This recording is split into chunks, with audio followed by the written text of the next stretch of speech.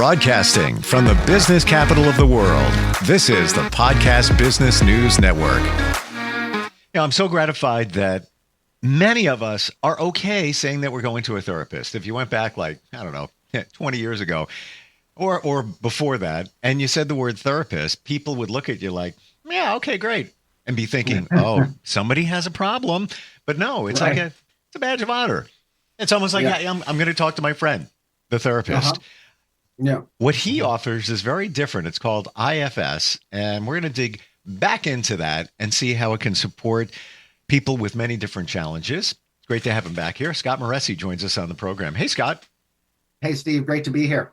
Good to have you back and really expose, if you will, IFS. So let's go there. Let's kind of redefine what that is. Yeah, absolutely. I oftentimes think it's helpful to talk about what IFS is in contrast to what talk therapy is. When people come in for talk therapy, generally they're encouraged to get in touch with their thoughts, get in touch with their feelings, express those things, kind of get a kind of a pressure release, if you will, from getting it all out, and that can be helpful for sure.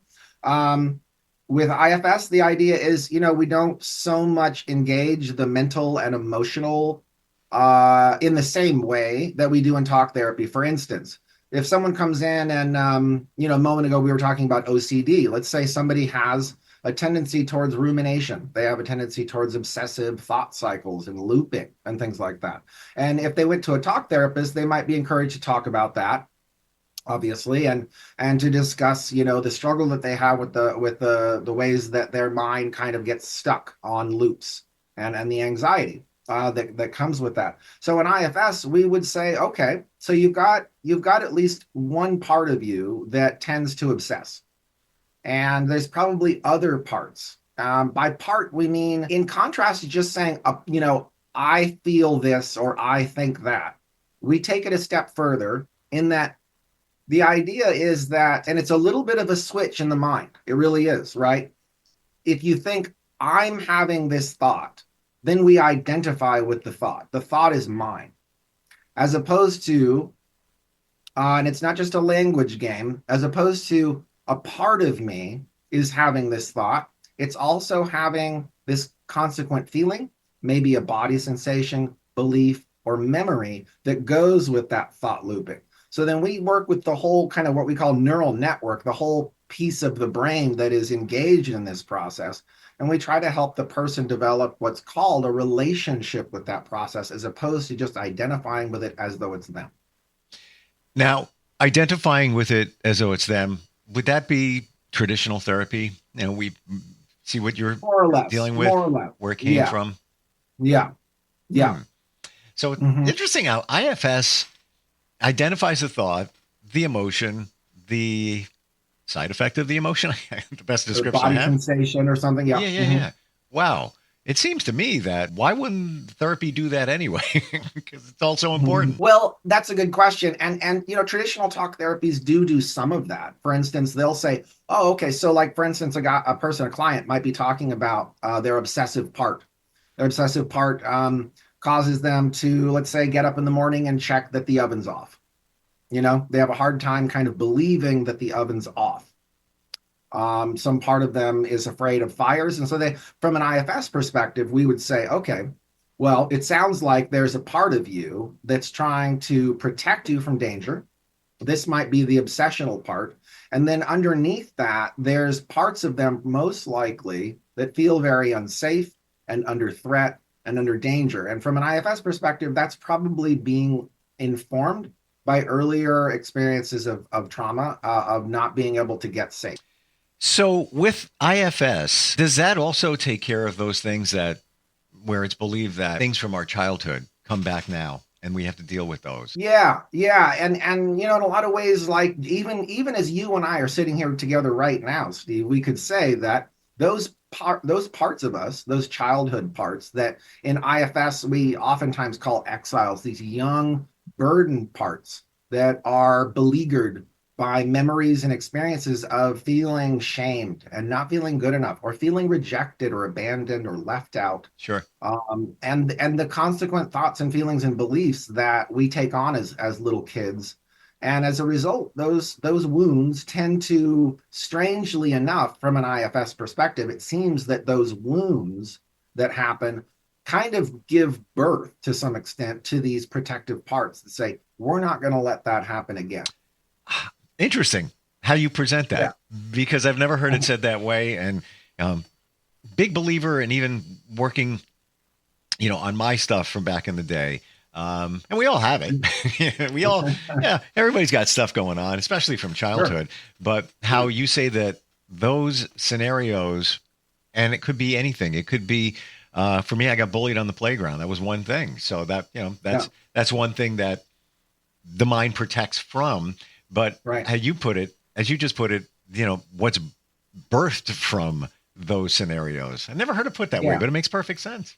Yeah, exactly. There's a school of thought. There's a type of therapy called Hakomi that I trained in for a while before I got into internal family systems. And Hakomi was one of the schools that became IFS. And they talk about our original self, kind of like who we come into the world as, right? Before we experience any wounding.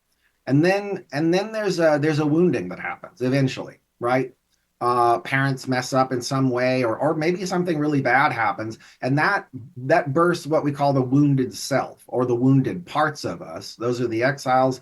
And then the wounded selves birth the strategic cells, or strategic parts, who say, we're not going to let this happen again, and we're not going to let that happen again. And that's where the systems idea comes in, that whenever we're dealing with, say, a sad part, for instance, a client comes into the office and feels sad, there's probably almost always other parts involved in that system, not just the sad part. There might be a scared part. There might be an angry part.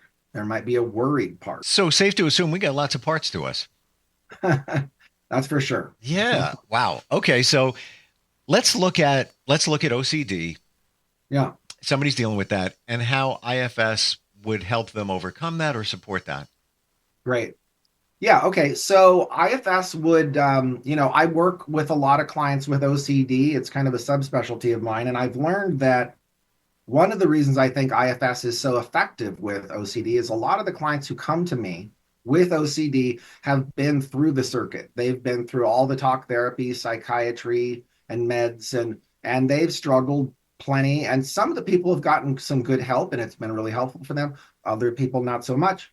So they come in and they're tired and they're frustrated and they're like, well, how are you going to help me? And I say, okay, well, what we're going to do is we're going to take this differently. So this ruminative, usually they're most aware, OCD folks are most aware of the parts that get them most activated. And that's those ruminative parts that just loop and loop and loop around stuff, whether it's your boss, or whether it's a troubled relationship, or whatnot. Or you know oftentimes, how, like, someone with OCD may be having problems with their boss, let's say, but that problem with the boss is showing up as compulsive checking of light switches. And Wow. Oh, interesting. So the issue with the boss manifests itself as compulsive something.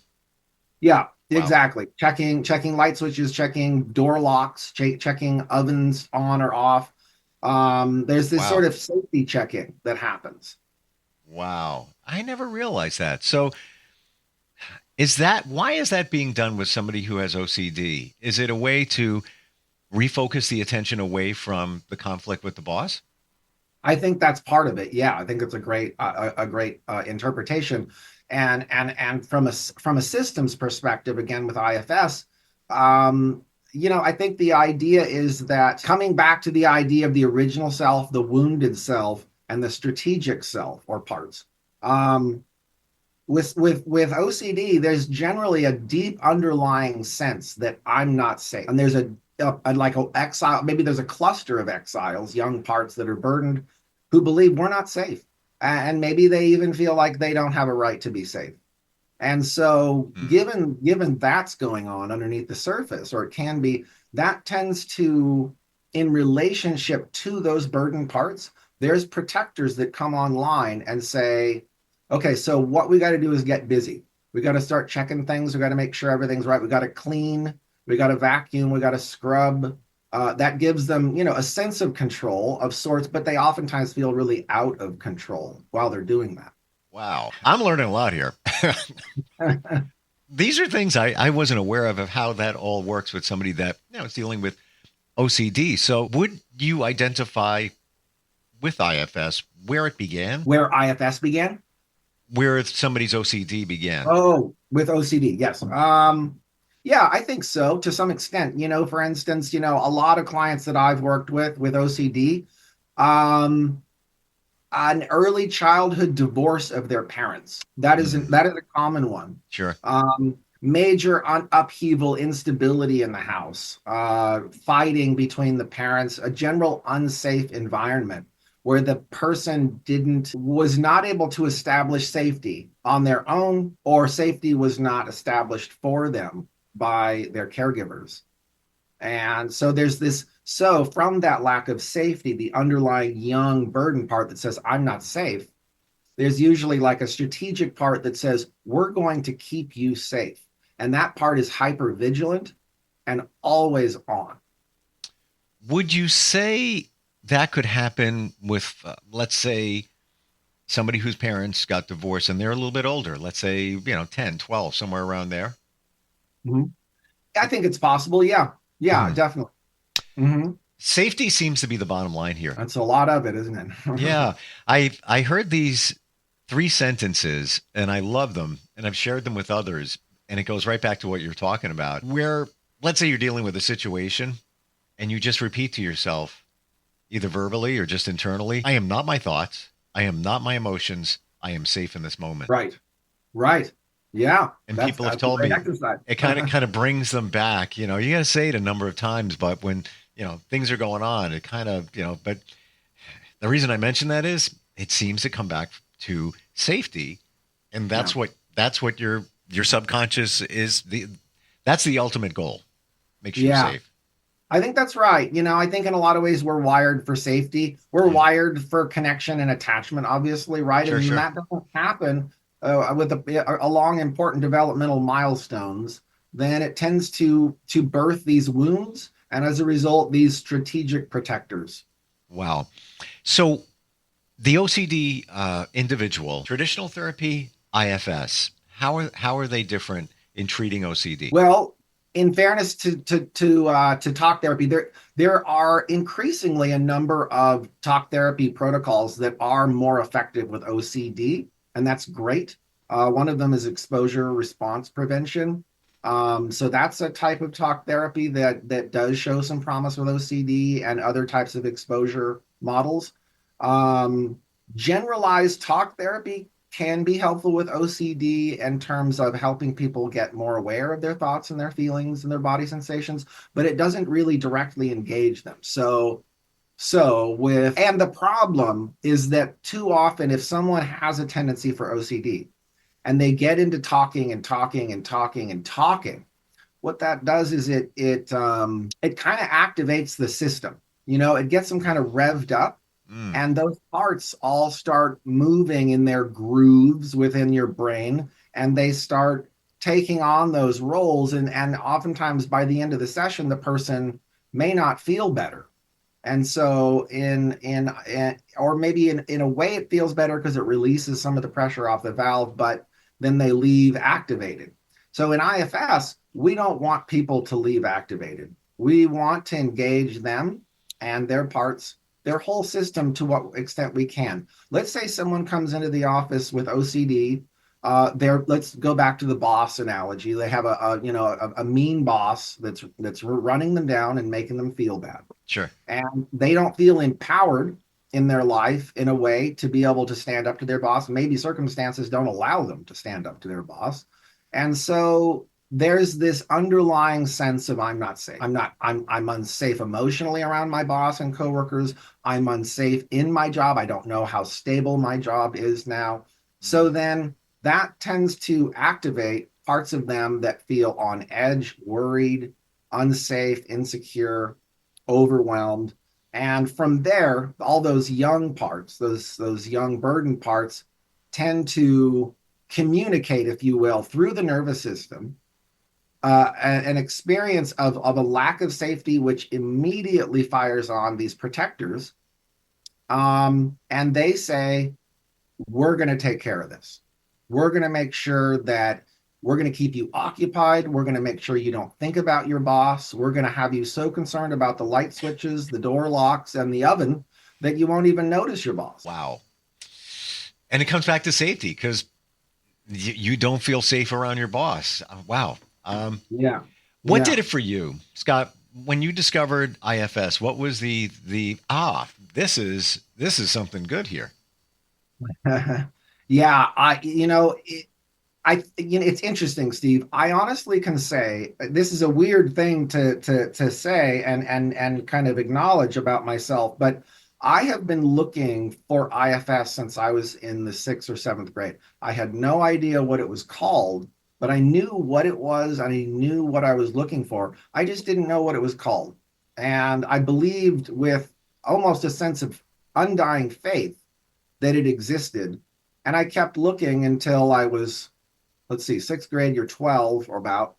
And I kept looking until about 7 years ago. So it was a long search through a lot of different models of therapy. And when I found it, it was a click. It was like, okay, now I kind of get this. I mean, I didn't get it all. There's a lot to it, of course, but it was kind of like this moment of fit or click, which said, okay, now I get when a client comes to me and they're anxious, it's not just the anxiety that they're dealing with. There's all these other parts in the mix.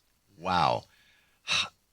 Were you certified as a counselor or therapist before you found IFS, or that's where it began? Yeah, I was licensed, originally I was licensed in 2011. I started grad school back in 2003 and trained up in the normal ranks like most of us do. And then, I found a model called TFCBT, Trauma Focused Cognitive Behavioral Therapy, back in 2008. I thought that was a great model, and I was fortunate to get some high-level training in it, using it with some challenging populations, and it was effective. But I wanted more. I wanted to be able to do more. And so I just kept looking and looking and looking. And finally, after going through years of training in EMDR and Hakomi and getting certified in EMDR, and eventually I found IFS, and it was kind of like it's really hard to it was just what the best way I can put it, Steve. It was like a somatic sense of fit, like it was no longer a square peg in a round hole. All of a sudden, that peg was round, and it just fit. Yep. Wow. CBT, is Yeah. that part of most talk therapy now? Yeah, to some extent. I mean, if people who are really like specialized in CBT, who certify in that, that's kind of usually their main vehicle of therapy. And so there is talk therapy involved, but they have all these different kinds of protocols that they adhere to as part of CBT. But it is a talk therapy generally, and it can be a very effective form of therapy for certain things. But it is like, given that it is a talk mode, I get a lot of calls from people who've been doing CBT and DBT, dialectical behavioral therapy. I was just gonna mention that. Yeah, I Yeah. get a lot of calls from people who've done that, and they usually say they get some help. They usually say that it does help with emotion regulation, it does help with fostering greater awareness, and that's all good stuff. And then eventually, oftentimes they feel like they hit a wall, Mm. and then they start reaching out and asking around, and somewhere along in their path they hear these three letters IFS, and Wow. people come either kind of knowledgeable about what IFS is, or they have no idea.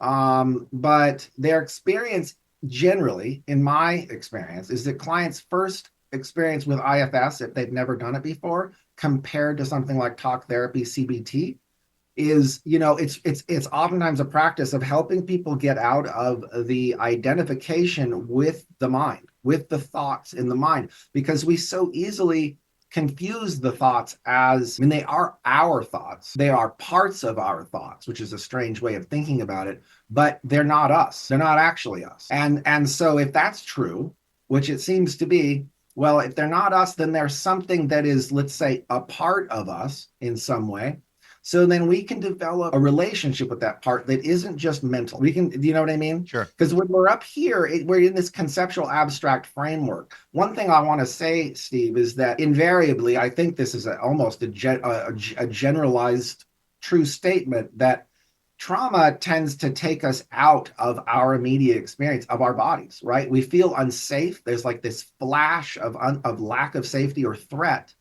And then there tends to be this consequent leaving the body in a way and sort of retreating up into a two-dimensional abstract conceptual framework of the mind, which has the effect of reducing us from the pain in our body. And then we try to make conceptual sense out of it. It's a great short-term strategy, not a very good long-term strategy. I've heard people say before who are going through triggers from traumas that it almost feels like I'm in a movie.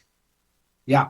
Yeah. And that sounds like what you're talking about, where it's a disconnect from what's going on, where you're there, but you're not. And then back to, what we're talking about in terms of those traumas in our mind, it's really not us. And I guess it goes back to, I am not my thoughts. I am not my emotions, because you're really not. It's stuff that was put in there when you were a kid. Do you believe, final question here, I'm curious, because we started here a moment ago. Do you believe that we are all the same when born? Clean slate, assuming two babies are healthy. It doesn't matter their culture, background, color, religion, none of that. It's a clean slate. They're both born. Right, here we go. Same time. Yeah. It's a clean slate. They haven't experienced anything. They don't even know a language, so they don't know that, their parents talk one language, the other talks. Would that be true to say that they're essentially two babies are born at the same time? They're basically the same. I like the idea, and I think there is a lot of truth to it, right?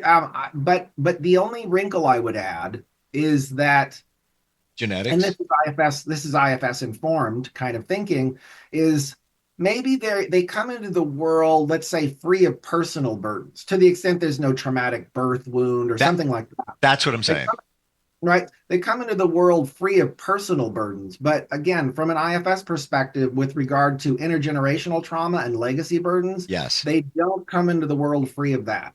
I knew we were going to go there, and I got you. I got you on that. And, if we go deeper in some belief that there are generational traumas, even past lives, some may say that, there's all that. So I get what you're saying. So in terms of, I think we're saying the same thing. Yeah, we're there. I think so. IFS, Scott, if somebody is hearing this, watching this, it's resonating. And again, we just focused on OCD today. It helps with many other challenges that somebody might be going through. How do they find you? Yeah, they can find me at beyondwordspsychotherapy.com, or my number is 510-735-8868. Feel free to check in. Let me know if you're interested. If you like, schedule a free 30-minute consultation. Let's see if we're a good fit to work together. Awesome. Thank you for breaking this all down today, and just another wonderful modality to help us. If somebody has been down the road of therapy, and like you said, they're at a wall, they're stuck, there's more out there, and there's great people like you, Scott, to help. Thank you so much. Sure thing. Thank you, Steve. We'll be right back.